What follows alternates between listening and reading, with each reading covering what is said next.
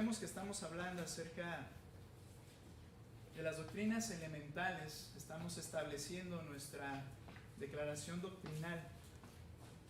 Y estamos hablando, este es nuestro tema, lo que creemos. Ya hemos hablado acerca de las escrituras, que son las escrituras para nosotros. Y ahora vamos a esta doctrina, hermanos. Intentaremos llevar un orden, por supuesto. Y hablaremos lo que creemos acerca de Dios. Lo que creemos acerca de Dios. En esta noche vamos a iniciar con una especie de introducción, hablando de Dios de manera general, y después iremos estudiando cada una de las personas de la Trinidad, es decir, el Padre, el Hijo y el Espíritu Santo. En esta noche, a manera de introducción, hablaremos de Dios, ¿verdad? Y de lo que la Escritura nos enseña acerca de quién es Dios y lo que creemos acerca de Dios. Ahora, debemos comenzar diciendo algo, hermanos. Es imposible poder definir la esencia de Dios. Es imposible poder definir la esencia de Dios, ya que simplemente está fuera de nuestro alcance. Está fuera de nuestra comprensión, fuera de nuestro entendimiento. No podremos comprender la esencia de Dios. Pero a través de las Escrituras, que es la revelación especial o particular de Dios, y ahora recuerde que se le llama revelación particular o especial porque fue dada a un grupo en particular de personas, no a todo el mundo, sino a un grupo en particular, y por eso se le llama la revelación particular o especial de Dios. Esa escritura que fue entregada al pueblo de Dios, y a través también de la revelación general, que es la creación, lo que todos pueden ver, por ello general, porque está al alcance de cualquier persona. A través de esta revelación, tanto la particular como la general, podemos describir a Dios. Describir a Dios, mencionando algunas de las cualidades que allí se nos presentan acerca de Dios. Eso es lo que vamos a hacer, hermanos. Más que definir su esencia, vamos a hacer una definición describiendo a Dios con las cualidades que se nos presentan a lo largo de su revelación o a través de su revelación. Estas cualidades son llamadas atributos de Dios. Y estos atributos son las características manifestadas en la revelación que nos permiten definir a Dios. Son características de la persona de Dios, características inherentes que son y forman parte de la persona de Dios. Y esas características nos van a servir para poder nosotros definir de manera descriptiva a Dios, ¿sí? Entonces, como mencioné, a manera de introducción, hablamos de lo que creemos acerca de Dios. Ahora, en primer lugar, habiendo tocado este punto, creemos que Dios es perfecto en todos sus atributos. Creemos que Dios es perfecto en todos sus atributos.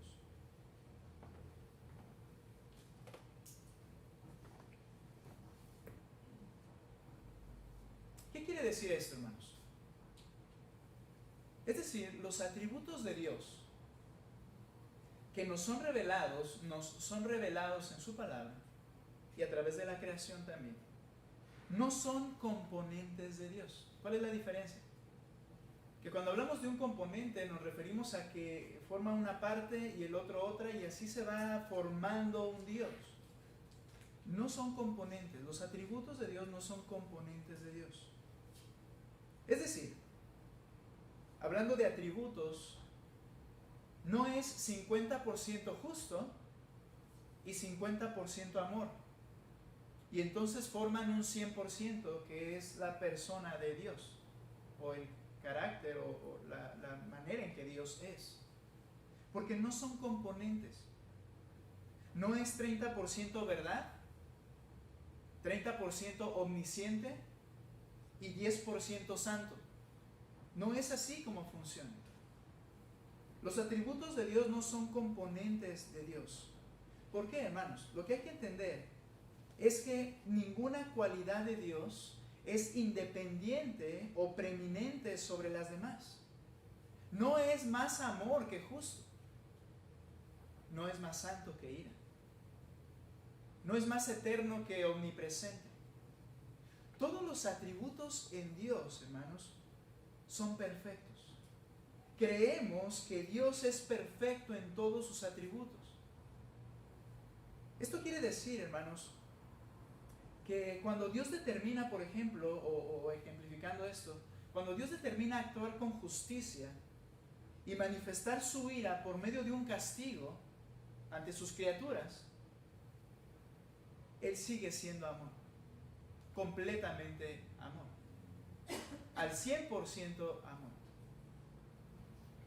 Aunque en ocasiones, de acuerdo a su voluntad, Él determina manifestar alguna de sus cualidades en un momento, las demás cualidades no son menos importantes o dejan de estar en Él.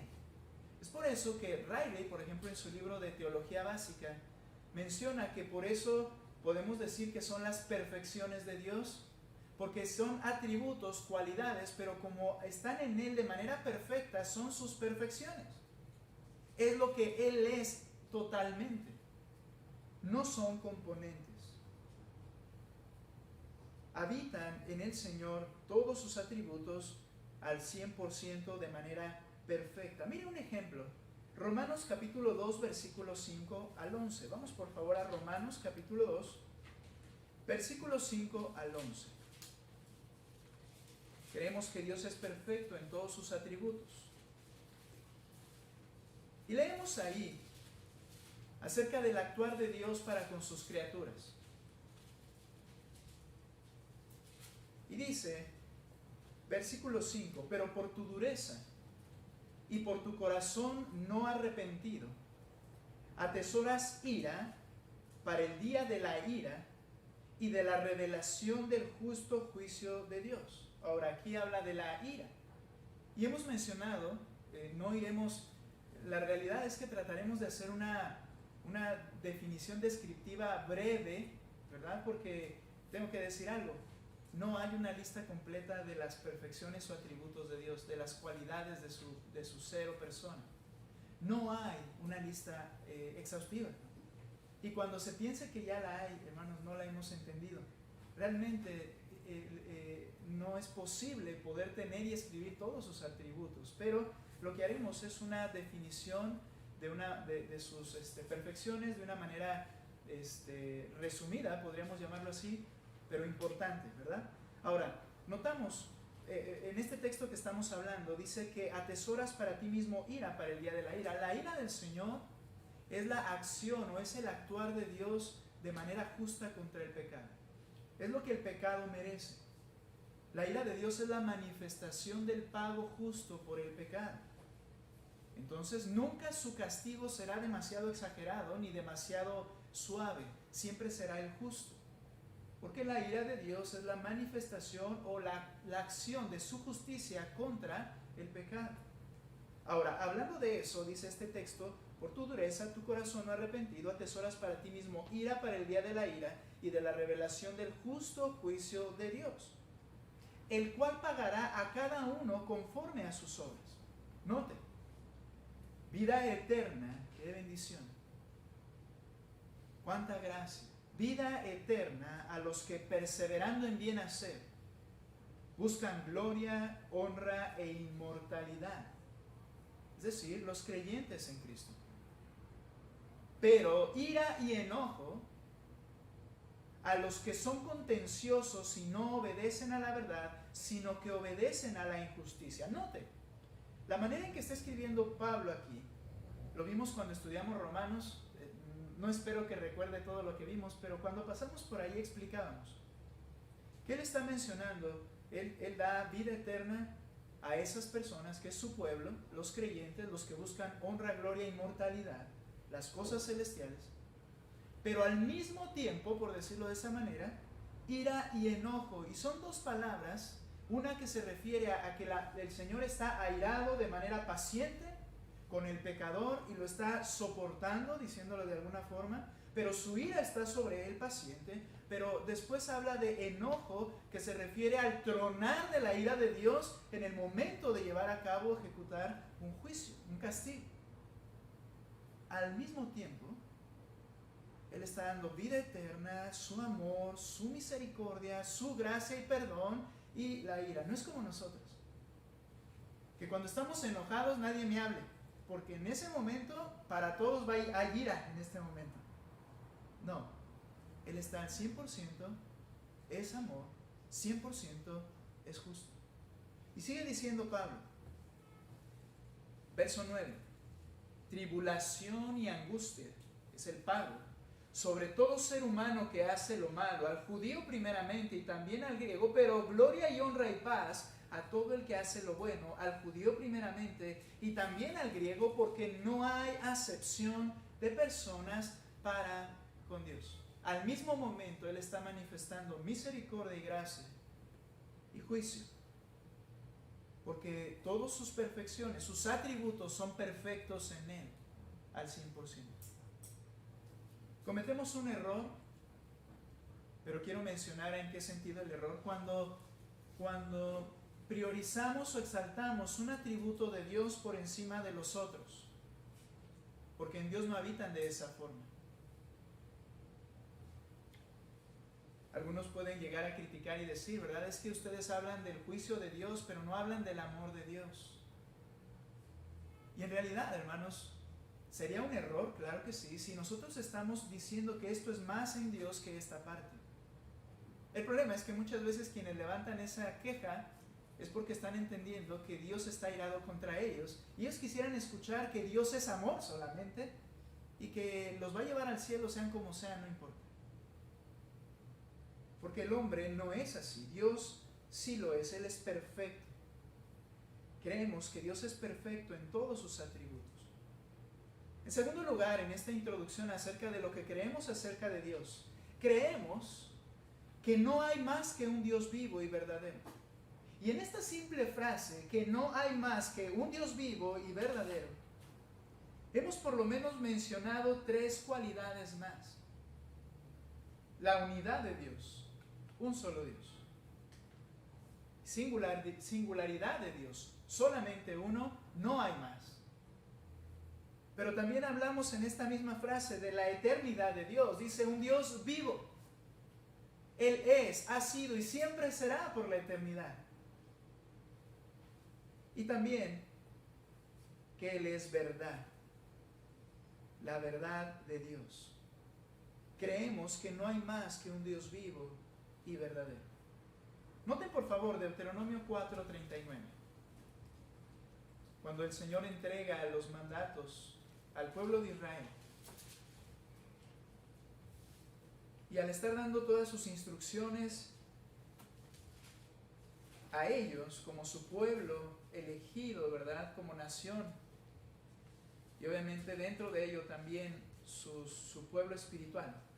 Noten lo que dice Deuteronomio 4:39. Aprende pues hoy y reflexiona en tu corazón que Jehová es Dios, nota, arriba en el cielo y abajo en la tierra, y no hay otro. Único, singular. Solo hay un Dios y no hay otro. Por eso recordamos ese pasaje de Deuteronomio capítulo 6, el llamado Shema. Oye Israel, Jehová nuestro Dios, Jehová uno es. Y amarás a Jehová tu Dios con todo tu corazón, con toda tu mente, con toda tu alma, con todas tus fuerzas. Solo hay un Dios. Este pasaje, aunque habla de un Dios, está hablando de la unidad de Dios también. Es decir, en esta manera en que el pasaje se presenta, también no deja fuera la Trinidad, como vamos a explicar en un momentito, que son tres personas, pero una unidad. De ahí el término triunidad o trinidad. Pero solamente Dios hay uno. En esencia es solamente uno. Creemos que Él es un Dios único, vivo y verdadero. Creemos también que Dios es espíritu, omnisciente e infinito. Dios es espíritu. Y aunque el Señor Jesucristo tomó un cuerpo humano, Él siguió siendo Dios Espíritu. Note por favor Juan 4:24. Creemos que Dios es Espíritu, omnisciente e infinito. Juan 4:24. Hablando el Señor a la mujer samaritana acerca de cómo adorar, en qué lugar, cuáles eran los elementos materiales y externos en que podemos adorar a Dios. Y dice Juan 4:24. Dios, dice Cristo, es Espíritu. Esta afirmación de parte del Señor Jesucristo nos hace entender, nos hace ver a un Dios que también es permanente y que no tuvo un inicio, porque no es un Dios que tenga una composición o esté formado por algún elemento que debió de haber sido creado. Él es Espíritu. Por tanto, Él no tiene principio y Él no tiene final. Y dice, y los que le adoran, Dios es Espíritu, y los que le adoran en espíritu y en verdad, es necesario que adoren. La adoración, por lo menos aquí en este texto, nos muestra que no se le adora en maneras materiales, porque Dios es Espíritu. Creemos que Dios es Espíritu. Creemos que es Dios Espíritu, que Dios es Espíritu omnisciente. ¿Qué quiere decir esto? Que todo lo sabe. ¿Y cómo es que todo lo sabe? Se pone a pensar, a mirar. Es necesario que Él gire sus ojos y vea el corazón. Es necesario que Él investigue lo que en este momento estás pensando, sintiendo, lo que te está motivando. No, hermanos, cuando hablamos de que Él es omnisciente, quiere decir que todo lo sabe sin esfuerzo. En un instante, para siempre, Él sabe todas las cosas, todo pensamiento, todo lo que vendrá, todo lo posible que podría venir. El Señor conoce todo sin esfuerzo en el instante. Cada corazón, cada mente, cada acción, cada intención, de manera inmediata y en su eternidad, Él ya la sabía. Él es omnisciente. No tiene que investigar. Algunos llegan a mencionar que es necesario, o que fue necesario, que Dios observara a través del tiempo quiénes eran los que creerían en Él para elegirlos en el pasado. Esto va en contra por completo de su omnisciencia. Él no tiene que esforzarse ni esperar a ver cuál es el resultado. Él no tiene que llegar a un juicio para llegar a un veredicto. Él sabe todo ya y lo sabe sin esfuerzo. Esto nos debe llenar de gozo a los creyentes. ¿Sabes por qué? Y de seguridad. Porque Él ya te conocía y me conocía completamente pecador desde siempre, y aún así me amó desde antes de la fundación del mundo y me salvó. Qué hermoso. Esto debe traer un gozo y una paz al creyente. Si Él lo hizo así, sabiendo todas las cosas, no hay nada que me pueda apartar de Él, porque Él ya lo sabía todo. Sabe mis pecados que cometeré en el futuro, pero Él ya lo sabía, sin esfuerzo desde el principio, y aún así me ha dicho, estarás conmigo, yo estaré contigo para siempre. Qué hermoso. Dios es omnisciente, Dios es Espíritu, y es omnisciente. Y es interesante, ¿verdad? Cuando leemos Apocalipsis a las iglesias, cuando les escribe el apóstol Juan a cada una de las iglesias, ¿cuál es la frase con la que inicia el Señor hablando a las iglesias y a los pastores de las iglesias? Yo conozco tus obras. ¿Hay algo que se le puede esconder de la habitación de esta noche aquí? No. Eso debe traer, por un lado, un temor de Dios profundo, y por otro lado, una paz que sobrepasa todo entendimiento. Yo conozco tus obras. Creemos que Dios es Espíritu, omnisciente e infinito. ¿Qué queremos decir al decir infinito? Dios no tiene linderos ni límites. No hay nada que pueda, limitarlo en ninguna forma posible. No es posible. ¿La voluntad humana lo limita? No, no puede limitarlo la voluntad humana. Porque no hay nada que le pueda poner un límite al Señor. Es por ello que cuando Salomón está edificando aquel templo majestuoso que no se ha visto más, ¿verdad? Algo semejante. Cuando él lo forma, cuando Salomón lo termina y comienza la dedicación a Dios, él entiende lo infinito que es Dios. Él entiende la infinitud, se utiliza este término, ¿verdad? Como un atributo, la infinitud de Dios. Y entonces le dice en 1 de Reyes 9:27,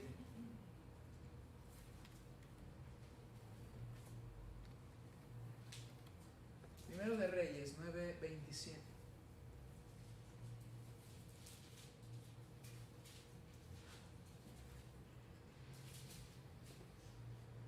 ¿Ok?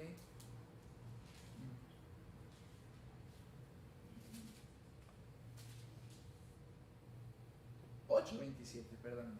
8:27. Dice el texto: pero ¿es verdad que Dios morará sobre la tierra? ¿Es verdad que Dios morará sobre la tierra? Noten, he aquí que los cielos de los cielos, no te pueden contener, cuanto menos esta casa que yo he edificado. A la vez que Él es inmenso, a la vez que no hay límite para Él y que Él está de manera plena y nada lo puede retener, al mismo tiempo Él está aquí y ahora. Al mismo tiempo que Él es inmenso, hay un término que se utiliza que es inmanente. ¿Qué es eso? Aunque Él es inmenso, Él está aquí y ahora en toda su esencia, completamente en este lugar. Es hermoso cuando el Señor habla acerca de la iglesia, la disciplina eclesiástica y el toma de decisiones con autoridad contra alguien que ha pecado. Y Él dice, donde están congregados 2 o 3 en mi nombre, ahí estoy yo en medio de ellos. Hermanos, toda la autoridad de Dios, su poder, su grandeza, allí, en esa habitación, con esa iglesia, por más pequeña que sea, tomando una determinación de llevar a cabo una disciplina y poner a alguien fuera de la iglesia, y dice, yo estoy ahí. Ese Dios infinito aquí, hermanos, debemos vislumbrar que el Señor dice, yo estoy con vosotros, ya le estoy poniendo un futuro, ¿verdad? Yo estoy con vosotros todos los días hasta el fin del mundo. Personalmente, así es. Por medio del Espíritu Santo Él está con nosotros. Pero hay promesas tan hermosas en cuanto a la iglesia, que debemos entender que al estar congregados en su nombre, de una manera especial, el infinito Dios está siendo glorificado por nuestros labios, nuestras actitudes, nuestra fidelidad, nuestra asistencia, nuestra ofrenda, todo lo que implica lo que Él ha establecido en la iglesia. Qué hermoso es eso. Es un Dios espíritu, omnisciente e infinito. Creemos también en un Dios trino. Es decir, es uno en esencia, es indivisible y existe eternamente en 3 personas: Padre, Hijo y Espíritu Santo. Nuevamente, es indivisible. Pastor, pero eso no se puede entender. Es cierto, porque somos humanos ilimitados. Pero el testimonio de la revelación de la palabra de Dios es que es Dios indivisible, pero existe eternamente en 3 personas: Padre, Hijo y Espíritu Santo. Notemos, hermanos, cómo en la Escritura no hay una afirmación que diga Dios son 3 personas en la Biblia. Pero las Escrituras, desde el Antiguo y el Nuevo Testamento, muestran, revelan que Dios es un Dios solo, único, trino, en 3 personas. Noten por favor Colosenses capítulo 2, versículo 9. Acompáñenme a ver ese pasaje. Colosenses capítulo 2. Leamos, hermanos, versículos 9 y 10.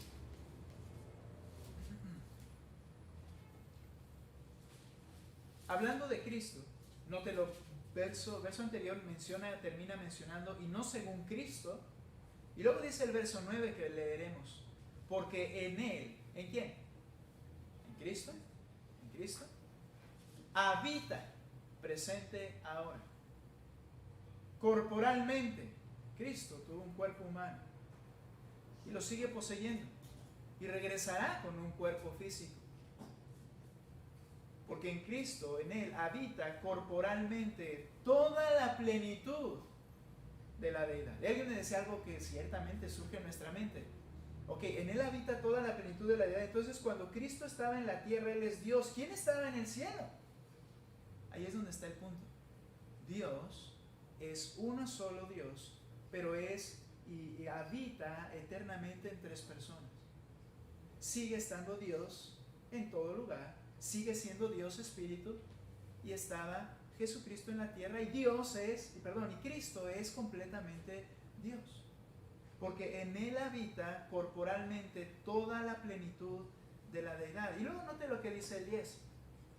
Y vosotros, le dice al pueblo de Dios, a los creyentes, y vosotros estáis completos en Él, que es la cabeza de todo principado y potestad. No necesitas más. Cristo es lo que necesitas. En Él estás completo.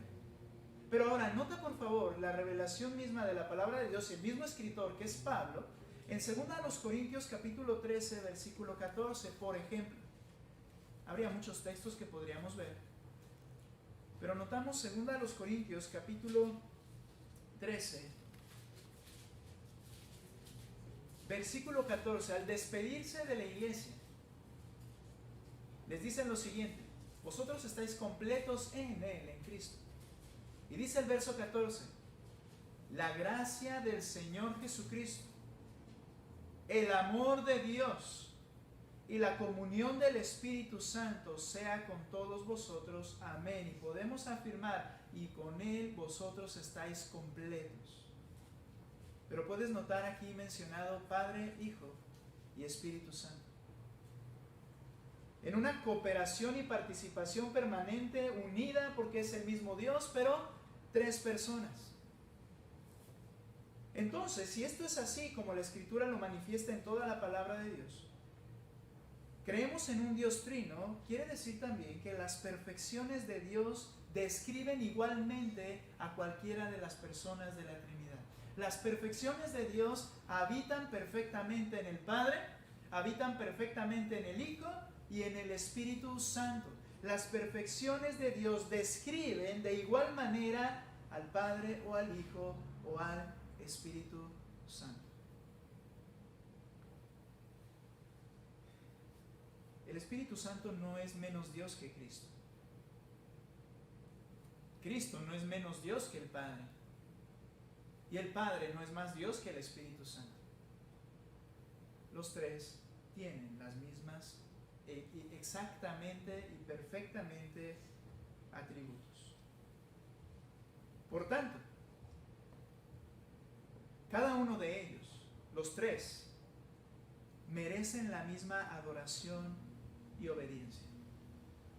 El Padre, el Hijo y el Espíritu Santo merecen la misma adoración y obediencia. Podemos ver en la palabra de Dios cómo el Padre entrega su palabra, la ley, y debemos obedecerle, hacer lo que Él nos ha mandado.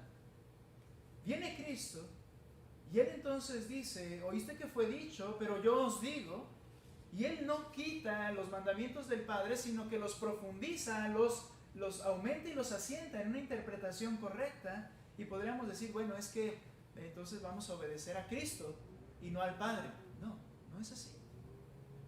O viene el Espíritu Santo y dice la Escritura: sed llenos del Espíritu Santo, es decir, completamente obedientes a lo que el Espíritu Santo quiere hacer en sus vidas. Él es el autor de la palabra de Dios, Él es el que movió a los escritores, Él es el que ha dejado este libro. Obedécele. Bueno, ¿a quién obedezco? A los tres. ¿A quién honro y glorifico? A los tres. Nota por favor Isaías 42:8.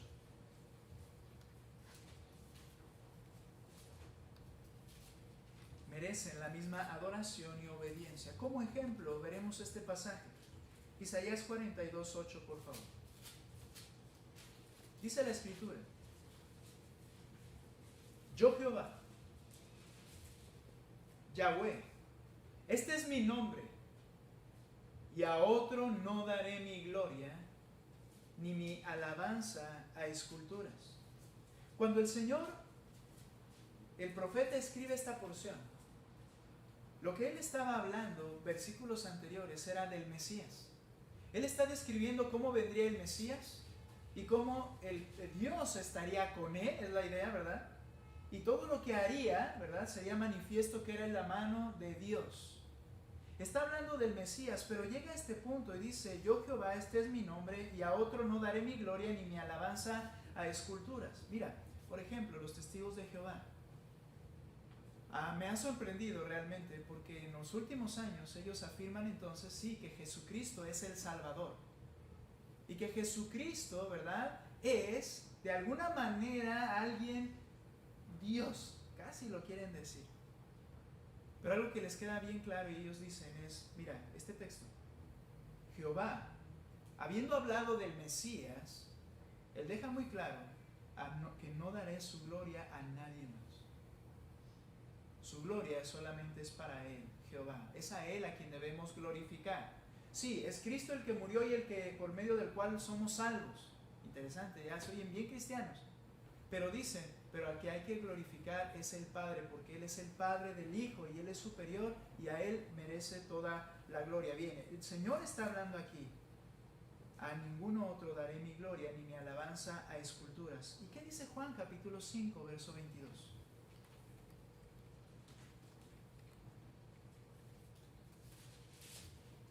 Juan 5:22. Porque el Padre a nadie juzga. Se refiere a ese Dios del Antiguo Testamento. Porque el Padre a nadie juzga, sino que todo el juicio dio al Hijo. Y leemos juntos el 23. ¿Qué dice? Para que todos honren al Hijo como honran al Padre. El que no honra al Hijo no honra al Padre que le envió. Jesucristo dijo: si no le das la misma gloria al Hijo que al Padre, no le das la gloria al Padre al no dársela al Hijo. La misma honra. Ese Dios que dijo: a ninguno más le daré mi gloria. Y cuando mostraba este texto, obviamente no tienen respuesta. Es la misma gloria. Ahora tenemos dos opciones: o Cristo era el más grande mentiroso y fraudulento de los hombres, que merecía ser apedreado. Recuerden, en este texto tomaron piedras y dijeron: es que te haces igual a Dios. Es cierto, era lo que estaba haciendo. Estaba diciendo que Él era igual en esencia al Dios eterno, porque Él es Dios, el Hijo. Ahora, a su vez, el Hijo, aquí ya vimos Padre e Hijo, misma gloria, y a su vez el Hijo, ven cómo se refiere al Espíritu Santo. Juan capítulo 14. Este es solo un ejemplo de esta verdad, que en esencia es uno, indivisible, pero existe eternamente en tres personas. Noten por favor Juan 14, 15 al 17. 14, 15 al 17. Está hablando el Señor Jesucristo. ¿Recuerdas? Oye Israel, Jehová nuestro Dios, Jehová uno es, y amarás al Señor tu Dios con todo tu corazón. ¿A quién había que amar? A Dios, a Jehová. Y luego dice Cristo, capítulo 14, verso 15, si me amáis, ese mismo amor, es el amor al Hijo y el amor al Espíritu Santo. Si me amáis, guardad mis mandamientos. Le está hablando a sus discípulos. Pero luego vean lo que dice: y yo rogaré al Padre, y os dará otro consolador para que esté con vosotros para siempre. El término consolador es un paracleto, uno que viene al lado de uno para ayudarle y cuidarle. Cristo se iba y Él los había guardado a sus discípulos. Él los había protegido, Él había dado la cara por ellos, les había capacitado, animado, fortalecido. Pero Él tenía que irse. Y les dice: si me aman, apóstoles, si me aman, guarden mis mandamientos. Yo rogaré al Padre y os mandará otro que les haga compañía. Pero bien interesante, el término otro es otro de la misma clase, no uno inferior. No les mandará un consolador, uno que esté desocupado, o a alguien más, a ver a quién se nos ocurre. El término otro es uno de la misma clase que yo. Otro consolador. ¿Quién? El Espíritu Santo. Dice el verso 17. Para que, bueno, el 16 terminamos de leerlo, no lo sé, pero dice, para que esté con vosotros para siempre. 17. El Espíritu de verdad, el cual el mundo no puede recibir porque no le ve ni le conoce, pero vosotros le conocéis, porque mora con vosotros. El Espíritu era el que les había capacitado para hacer los milagros, las obras que habían hecho como apóstoles, moraba con ellos, pero luego dice, y estará en vosotros, la habitación del creyente, el creyente, habitación más bien, del Espíritu Santo. Ahora, cada creyente, Dios mismo viene a morar, Cristo mismo viene a morar en mí, en la persona del Espíritu Santo para siempre. Tenemos que mencionar algo. El Padre es Dios, el Hijo es Dios y el Espíritu Santo es Dios. Pero el Padre no es el Hijo no es el Espíritu Santo, ni el Espíritu Santo es el Padre. Porque son tres personas. Hermanos, como estudiantes de la Escritura tenemos que aprender a diferenciar lo que las Escrituras nos revelan también acerca de la actividad de cada uno y acerca de la labor particular, obra y participación mutua, pero de cada uno. No es lo mismo el Padre, el Hijo y el Espíritu Santo, pero los tres son el mismo Dios. No hay una explicación física para hacerlo. Algunos lo han hecho con el hielo, el agua y el gas, y decir es que es agua. No, porque no son tres fases de Dios. Es un solo Dios, la misma esencia, tres personas. No es el huevo, la clara, la yema y ¿qué es lo otro que tiene? La cáscara, ¿verdad? No, porque no son componentes de un Dios. Es un mismo Dios, un solo Dios, tres personas. No es posible entenderlo, pero es lo que afirma la Escritura. Entonces ahora hablaremos de cada persona de la Trinidad en adelante. El Padre, el Hijo, el Espíritu Santo. Pero cierro diciendo esto. Ese Dios tan grande, incomprensible, ese Dios infinito, sabio, soberano, perfecto en todos sus atributos, se ha revelado al hombre, el cual él mismo creó. El ofendido busca a los ofensores para tener relación con ellos, salvarles, perdonarles por medio de un sacrificio perfecto. Ese Dios infinito es tu Dios. Que esto traiga, hermanos, temor, determinaciones. Que esto traiga en nuestras vidas realmente una pasión para vivir la vida cristiana delante del único Dios verdadero. Vamos a hacer una oración. Señor, eres tan grande. Se escapa de nuestra mente y eso, Señor, es evidente porque se escapa también de nuestra forma de vivir muchas veces. Comprender, por lo menos lo que nos permites comprender de tu persona, que nos traiga, Señor, a temor, a vivir vidas sobrias, entendiendo ante quién estamos, como nos enseñó nuestro Señor Jesucristo y Dios. Entender ante quién estamos orando al decir, Padre nuestro que estás en los cielos. Ante ese es el que nos presentamos. Pero a la vez, estás con nosotros. Nos capacitas, nos transformas. Te ruego, Padre, que nuestras vidas declaren en el Dios en el cual creemos, Señor. Ayúdanos, por favor. Te ruego por tu iglesia, te ruego que tu iglesia despertemos, Padre. Te ruego que haya un interés genuino por vivir esta vida cristiana, Señor, inmerecida. Que nos has otorgado solamente porque te ha placido así, Dios eterno y grande. Gracias por lo que has hecho. Guíanos, Señor, en el estudio de tus perfecciones. En el nombre de Cristo lo pedimos. Amén. Muy bien, hermanos. Puestos en pie, hermanos, vamos a despedirnos cantando, por favor, a ese único Dios verdadero que está presente hoy aquí entre ustedes.